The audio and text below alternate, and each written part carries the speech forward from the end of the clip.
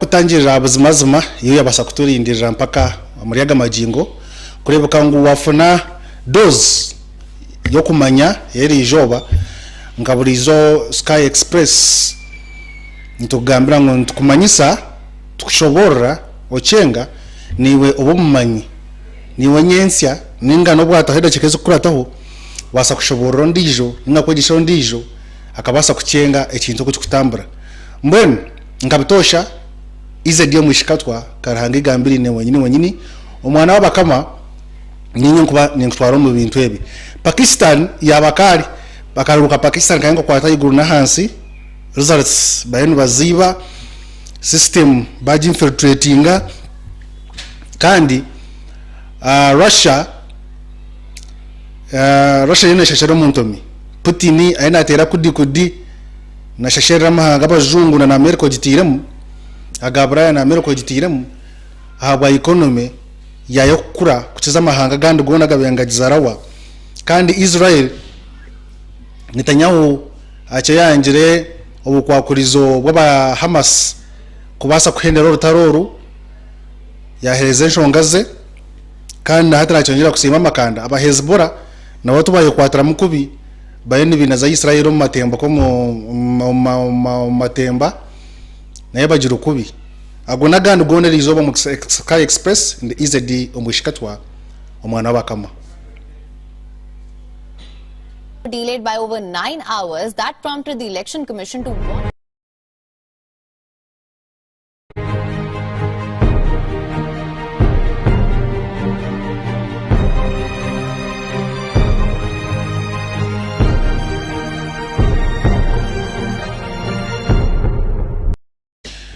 Sky Express show nyenda kutangira ahabwe nshonga yakiri katwate natuzabura natugenda munonga iyo mwana batigerize ni matu mukwenda byo kusibasibayo kuza kwetorora Pakistan erijo ekiro cyanyamazyo ebenetera karurukayo okuronda members of the Assembly of National Assembly na provincial electorates mwen kebenetera karuru hazamu emviyo nyingi echo kubanza habayamu kurwana habaramu twin bombings abantu baferire mwene kurga karuru katandika akanyumwaje mu kasheshe mpaka naga majingo abantu mwenda barugendiremu across the nation omukutera karuraka echo kiresuro kugira ngo abinji nibahagira prime minister oba yiremo bwesije bakamuyantebe Imran Khan obwa hataryo mu kihome konkana wari mu kihome na commandinga abantu bahurra bayamuterogo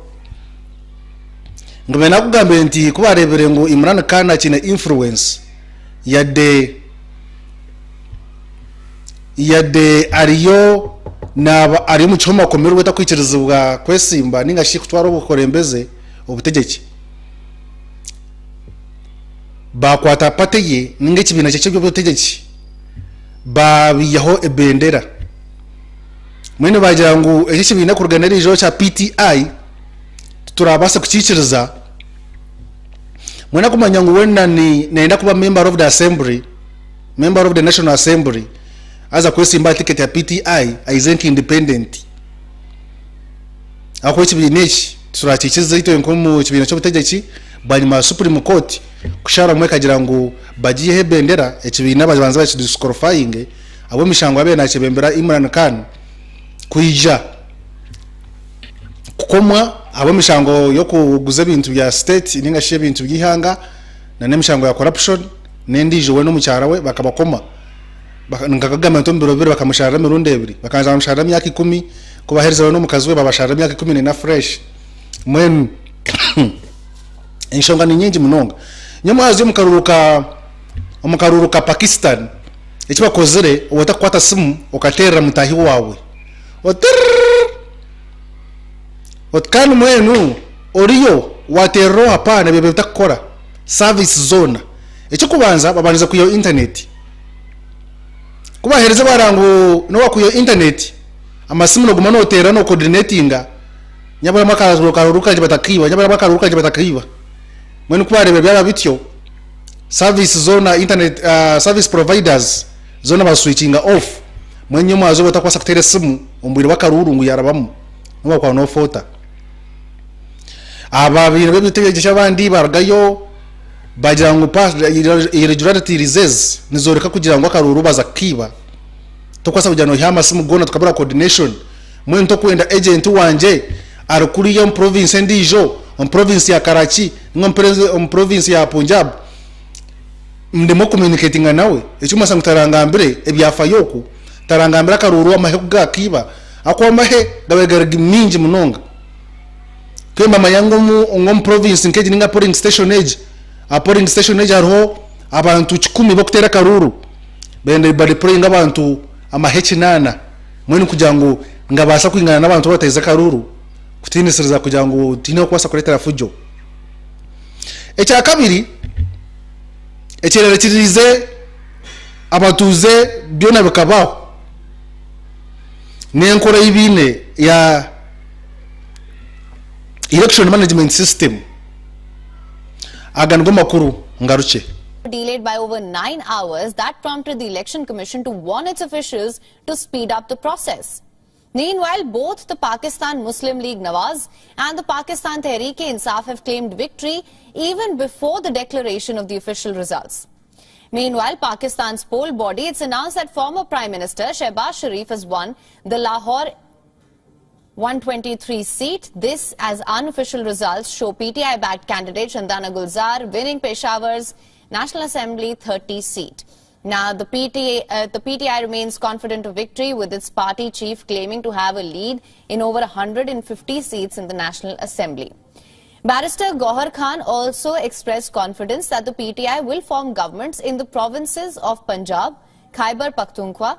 Pakistan's National Assembly, it consists of 330 seats, just to give you a breakdown here, out of which 266 are decided through direct voting. A party, it needs a simple majority of 169 votes to form the government. Candidates of Imran Khan's PTI party were running as independents as the party was stripped of its poll symbol weeks ahead of elections. Imran Khan was sentenced to 14 years in prison days ahead of polls in what Khan claims to be the establishment's dedicated crackdown on his party. The PTI-backed candidates are nonetheless putting up a tough fight against the PMLN, led by former Prime Minister Nawaz Sharif. Sharif is seeking a fourth term as Prime Minister, and the government suspended mobile services, as I mentioned earlier, in the nation just minutes ahead of the voting, which continued through the day. Sky Express yenda kutangirira kandi ngamantu nakora ikintu cyamani mbone byona bikugenda mu misho bakora ubukoromoni kugira ngo bibaka ruraka konkana hati provinces nyingi na constituencies nyingi ogwari mu chome Imran Khan abako mukura tarabona abizenke independent ababari aba PTI bachebembire babandize kwebembera baza kwebembera efo byinji munonga aho kuba karuru bandi bakadreinga eshamwenda batakarangirire nangwa na polling station yemwe zaragayo ninga on province yemwe zaragayo abantu bajya ngo kucereza karuraka ecyamani munonga kimwe no mpara nico kwiba akaruraka kebembirwe ekibine cya PML obati Nawaz Sharif ogaba prime minister bwakare akabaho prime minister wa Pakistan ebishanja bishatu na hati yagaruka akondwa liyo murukwe mwayino rukorwa mahe mwayino rukorwa wachi aho kuba nakubihiraho Imran Khan kwamaze kumutera akaruru ko kumwihamo bwesije kujya muhaba prime minister akatekaho Shehbaz Sharif omyaka shanjone ebere bari mu rumina nuwe abirenka acting prime minister mpaka ibizire bakarona kaka hato bwa hataruho mwene hati we Sharif Nawaz na mauna zagarikasha yona umukubanza nijo bukusesha PTI yechone banyo mu rwendo kugira ngo abinji ababaka ba National Assembly ngako kujeta parliament ya Pakistan bona bari ba independence konka bari backed by PTI eje Imran Khan ali mu kikomi akabantu bakamba mukunda munonga umba prime minister bwe byabe nakora na reforms ze banaenda kuletaho kubazirebira hansi bamuyaho mwena kwebembera ekyo bururu ekisonga ekyo bururu electoral commission ya Pakistan alijireyo ya retention ngaze yajati nyaburamu ati ya dent kosa election management system weje EMS ateji software ni hitura compiling jo bururu kuvarra atkoba kurijira reports sezo twine kurijo province zona nutureba system weje database ko kujita hamu waja ngo wahandikibiri waza kurefreshinga no shanga ngo uhandikire ngo nubururu bibiri bwa bururi 14 ntirebuka kugira ngo system weje EMS eje hino ndiza kujicontrol ngo utakumanya hari mwigaro ya controlling software yeje mwene birarge mbyona mben mukimanya nguninkebyo na wali sharifu yirukanga ya media atunumbiha hatumukwenda kubaruburu bwitu atumbare nko kuburi ayizo ine support ya maheti nabandi bagambera konkana hata ingambera ekibina cye na necha PTI ningashiba independence bembarita na babari atai bayemba kwamba kwatagana akwa PTI ya Asia National Assembly delegates abarna babiri PMR ya Nawaz Sharif na yeye ni 12 na nabandi Pakistan Prime Minister mwena kuba yebembire ekibina cye akugira majority of National Assembly nuko declared as a Prime Minister mwenu otoba kulangu ba MPs bote ngo mwishenjero ba binja bekibina cyawo hata no baba delegated nga Prime Minister konka bahize basita mu ishenjero stili makaka batera bama kusaba mu ishenjero de no bakurembera babazi batera karuru ka vote of confidence kurangu yes ntumuhamya na twebembera kandi ntumuhamya na sakutwebembera ihanga litere then president akweta musita mu muhereza amazina ga cabinet ministers muichirizana muforminga cabinet agargo makuru 130 seat. Sharif bagged over 171,000 votes in the contest. His PMLN party, however, is in a neck-and-neck race with Imran Khan's PTI-backed independence. Both are at a tie with 22 seats each at the moment. Former Foreign Minister Bilawal Bhutto's PPP is at number 2 with 18 seats. Other parties are now at 4 seats. Results of 200 other constituencies are awaited.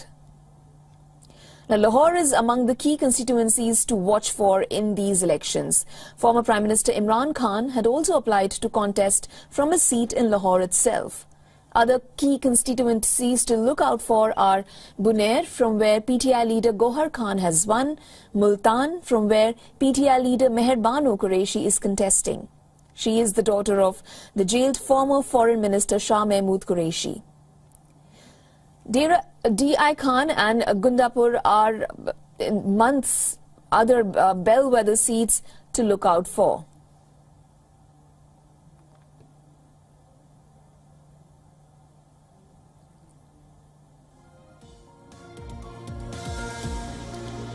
Election results have been delayed by more than 9 hours. The poll body has attributed this delay to internet blackout. Mobile services in the country were suspended as soon as the polls opened on Thursday.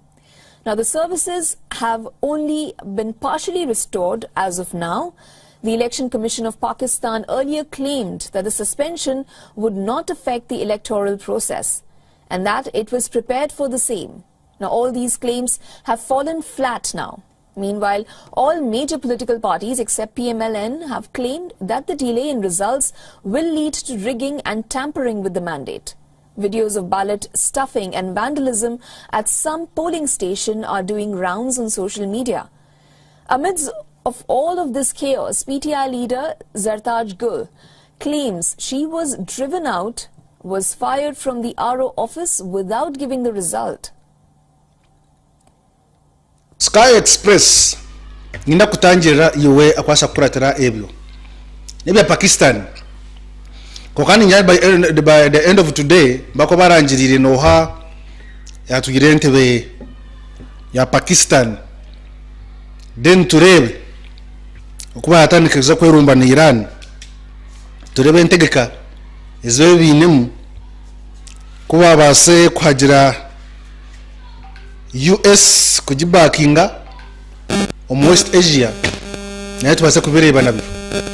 nabyo ntari geopolitics nzeze bembire hati buri hanganira ronda ibyanga ibikosa kugishagika America ne ronda allies, Russia ne ronda allies, China ne ronda allies.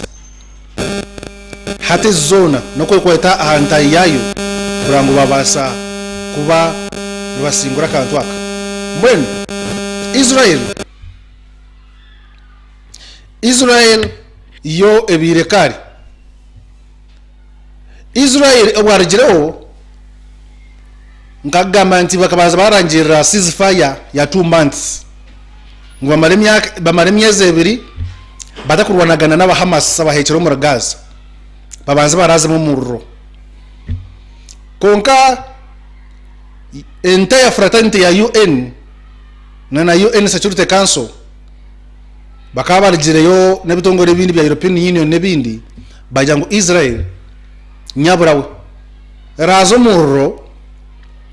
ba abagazo barijeho abaferisuto barijeho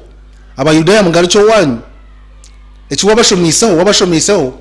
wabatire atakuba nka 70% ya infrastructure ya Gaza yona mugitira hansi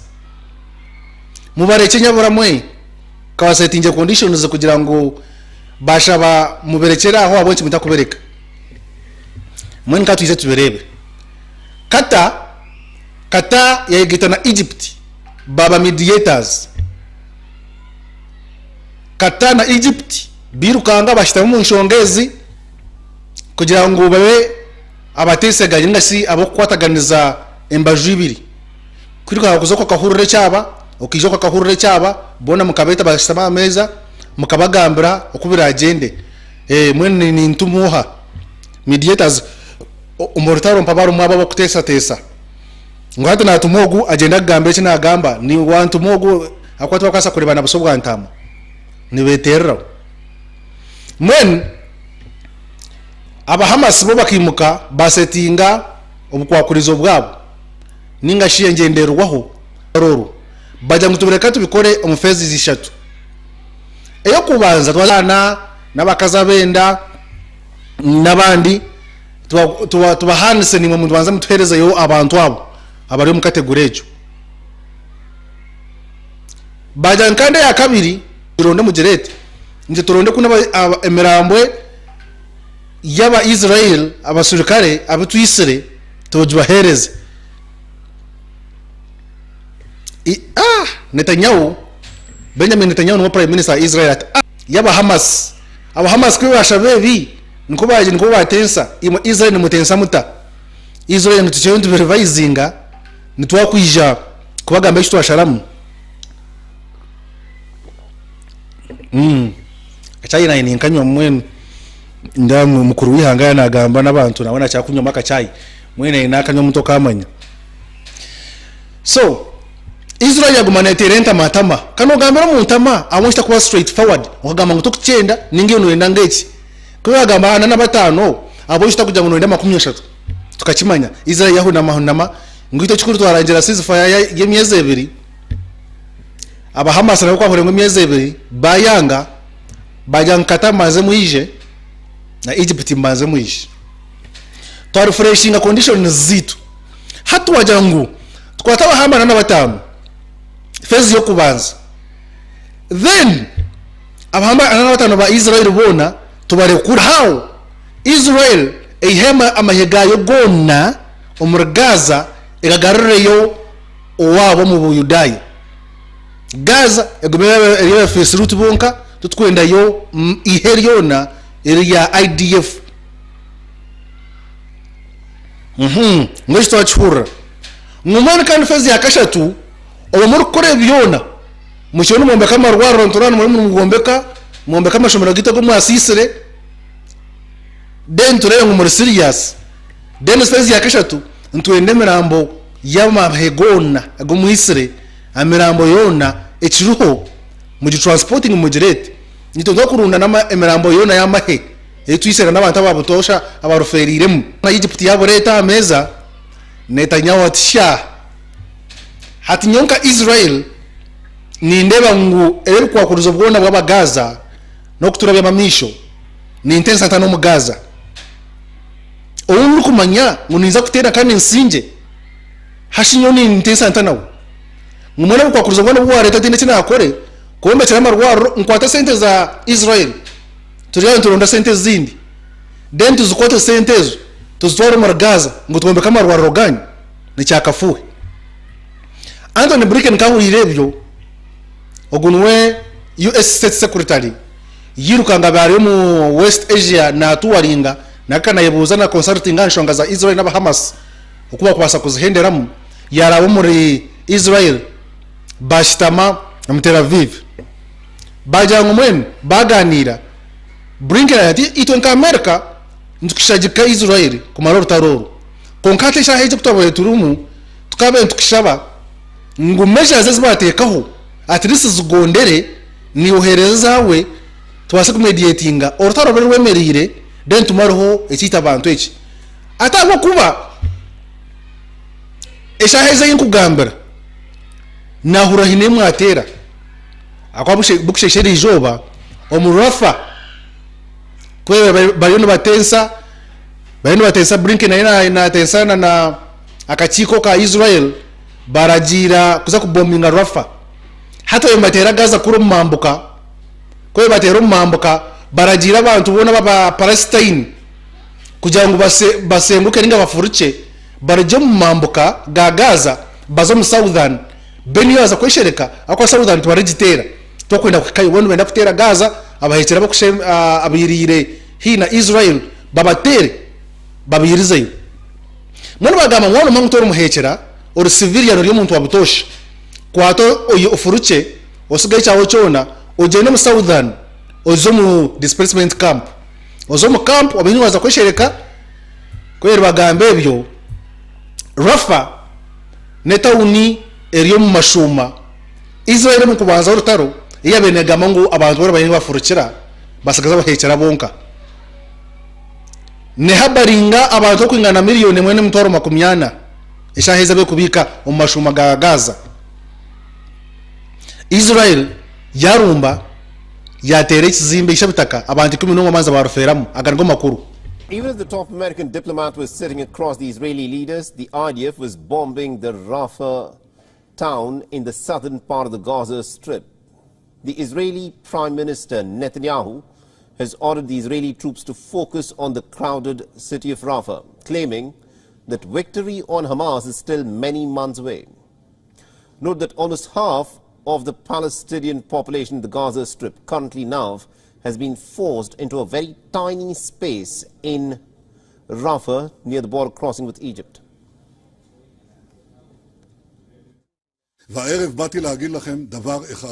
Our heroic fighters are now fighting in Khan Yunis, the main stronghold of Hamas. We instructed the IDF to prepare to operate also in Rafah and 2 of the refugee camps in the center, the last remaining strongholds of Hamas. We are on the path of total victory. Victory is within reach. It's not a matter of years or decades, it's a matter of months. Now, on Thursday, Netanyahu rejected a proposal to end the war. He called the terms put out by Hamas as delusional. The militant group had proposed a 3-stage plan with each stage spanning over 45 days. The plan has proposed the exchange of the remaining hostages for around 1,500 Palestinian prisoners. The plan also envisages a flow of aid into the Gaza Strip and the withdrawal of the Israeli forces along with the reconstruction of the buildings that Israel has destroyed. Nearly about 70% of all buildings in Gaza have been destroyed or have sustained serious damage. The Palestinian group has made itself clear it will not agree to any deal that does not include an end to the war and the Israeli withdrawal from the Gaza Strip. Buri kimwe cyakino muhendo gwacho mbagera what's the cost wakare nyonka nchakurya munonga film za Mandela eziba kozere bakabuza what's the cost of freedom yoyina ndebo yebuze kibuze what's the cost of freedom omuhendo gobugabe nichi film yakegarukamu ngo it's everything kuza kufuna obugabe bwawe notekwa kushashura buri kintu cyona hat Israel dakika zo kazirukanga atano nemwe tirukanga Israel yeche yone yakora omutogona Netanyahu mwamureba yagira ngo nyowe niza kurwana n'urutaro mpaka rwa Gaza mpaka ngisinguire I want completely win tinkwenda ultimatums tinkwenda bikora ki obanyine America obatinjine itwenga Israel ndakutera Gaza kwa bemba gambe ebyo Hezbollah batero mamba ka rockets 15 kuba agitera unkare bahinduka nabo barabura Hezbollah n'abahekera bari mu Lebanon mu mamba ka Israel bagira ngo imba Hezbollah mutagira ngo kutoto yntugambana na kutoto yonturwana n'aba Hamas imba Hezbollah tutubina akaso ni mu makutureba mone mutogendesereza tuli muri yebyo IMF yashoza reporter ya 2023 mwaka gwahwire Russia economy improvingire by 3.6% yasinga amahanga gona ga G7 n'amahanga gine advanced economies omunsi yona lokutiza yo kubara advanced economy garamo Canada garamo UK US garamo Italy France then garamo UK Russia da yake part of the G7 by the spending nkumi 2014 ubwe hamba Crimea ya Ukraine ekagisharo kagitwara aba sanctions bajibingo mu G7 konkati Russia mukateka sanctions twata rutaro yito na Ukraine mwaturemesa kutunda economy hiti yabaza ya backlashing by 2.2% mwene hati economy yabo ize yabiroho agango makuru. In December, a confident Putin faced the press. This was his first press conference since his forces invaded Ukraine. The most important indicator of economic growth is the growth of gross domestic product. By the end of the year, it is expected to be 3.5%. That's a good indicator. It means we have bounced back from last year's decline. The latest economic numbers are out. Last year, Russia's economy expanded by 3.6%. Putin was off by a mere 0.1%, but broadly his prediction was on the mark. Since the invasion of Ukraine, the West has launched a campaign to isolate Russia, mostly Russia's growth outlook. The IMF thinks if Russia can maintain the momentum, its GDP will rise by 2.6%. That number surpasses Russia's own predictions. In November, Russia's central bank had put out a more conservative estimate. It pegged Russia's growth under better circumstances. IMF numbers suggest that Russia could do better. For the Russian president, his country has prevailed over its Western rivals. The West predicted, as you know, recession, failure, collapse. Sky Express show yenda kutangira iwe na tureba ogwende Vladimir Putin alina yesimirana America nkutota nchoro rutaro bateko sanctions America na Buraya na mahanga naga kugitomo na economy neza kugwa tubure sente zo kufinancing rutaro kandi tweshengereze retreating base kutuhangura atkonka twaramanyine ngwitwe bakatuhereza way out akoburigiro honka ni kugambira roots eza India na Russia okubazi kozere kandi ati Russia economy yayo bwire bwingi etira man munonga omukuguza ebirwaniso ekakwata state funded factories ya zboostinga yaguze birwaniso bene biguze birwaniso mahanga mingi nehira kasente kamana munonga scientists bagenzere bagira ngo ngwe cyo tushimanyisa ngo Russia nebaza ku increasing mpaka konka IMF ekitongore ekikuratira ebya economy ninga shibye international no kureba International Monetary Fund nejangu Russia in a possibility yo gakaka eka ogomwaka 2024 economy yo increasing again by 2.6 no kweyongera yiguru mwene Russia ekyo nerebera chimwengu economy nejena munonga mwene nyina kuyishyaba Global Anti-Corruption Initiative Limited. Global Anti-Corruption Initiative Limited n'ekitongore ekikwata anshonga z'amataka oyina enshonga z'amataka zawe hina kuhamba hamataka hina kwenda kubuza amataka oyine umuntu akucunya we aine bagamba nogo narge umugiga aine enshonga zeza we aine connections akuteka mu koti ashashoro muramuzi umushango maguteka mu koti gitaka ngo akantu arita kali yanye ngana nakuntu aritaka amurabaza kumana kongeza yo omushango katugisharo kwa munana omushango katugisharo 12 naine bagamba nogo nahabaru makatuga mwen aba Global Anti-Corruption Initiative Limited mashango mu rembo mbarra bono bagiranga no bagamba nogo bawe no kwasa kwera mu nshongeji zeyebesho borre bo bine possibility bine na aman go kubasa ku kuretera umuramuzi omushango gayongizeyo yagweta speed ya gushara umbiro nibashango muri mbarra warga Vision Empire ahansa wano shuma mukono gwa buryo noza kureba icyapa cha Independent Baptist Church deno zemo mundomo ubuzote nyenda ba Global Anti-Corruption Initiative Limited nibasa kuba yishera wadhare akasemuka bono tumushanje 82 anani 2 mukaga na mwenda noto mushanje 3 atarona mwenda chenda noti 2 nyinga noto mushanje 82 atano nina ashatu ni 5 12 esimu yabe yigwire mpa esimu mbaze kurugaha esimu naye ndeba yagenda kare nyina kwebazi mwena kwamba reba nko mukuru Didas Katabazi chairman wa Mayo Reserve harwaho wewe mnonga kuboroho niwe yes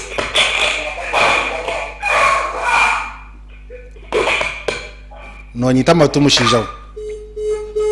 watera rebeka ngo wa mutinga screen yawe wa esimu yabasakora bam kurunje umunyamugisho mwe wenka omwati wenka mbase kugenda waborya asmaho ni mano binje muri bandaho ni mwe muri bandako ndaho mukangamba muriho muhindi banda mwe bare yes hello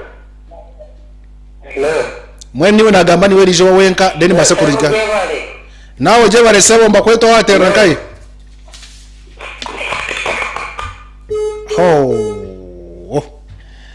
amasimugari jo agaza bamicyankarano mbe nabagamento amakutere simu rekano gamba enshonga zawe nimba nkurire igori yaskuri wa makutere simu nimba nkurire tero jo tininya izedi na teraskai utumwe no gamba ki enshonga yanje yeteneti nimba nkurire kugira ngo tusavinge enshonga yakire ogo wenka hello wanyi sebo amazina abantu tacho majoto yes Johnson watera nkai amazina abantu tacho majoto ho asembabule yes Mbabule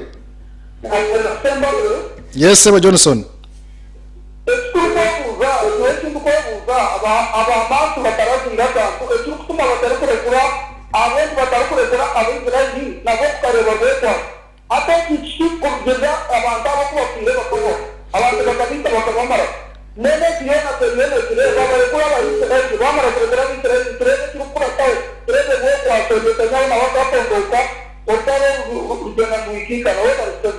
kare webale niwe yabuze kibuzo dakika zawayo konga utampe ndize simu agama simu gareke kangaruce mugo nkana ndeke mugarisha masimu yagenda yabuze jirangu abonye abahekera baba Hamas mu Gaza batakure kura abahambe aba Israel abine den tukareba Netanyahu ecyaye kwasa nyaburawe nyena kugambira nkaburijo hinashiturantu eta defense ningo inenga backup akwari bamanyangu abahambe abine bamara kubarekura bakagenda Israel kamayangu hati tinecherum nibasajya mwene kandi angire ngo tayo narekura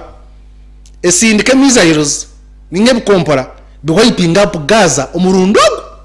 bamba mangu tine muri Israel no mowe nariyo mbajango tekatu batere bona tuya map babazikira itoje ngo tayo twarheza sending missiles na rockets zibatera mukono bona base kufa konkati bakasa kuchikora kugira mu bangu arimo ab'Israel aho koma batera bakabita muitira mu abantu bowanyu kandi ati abantu muri Israel batuze mbakubuza kandi mwakora biha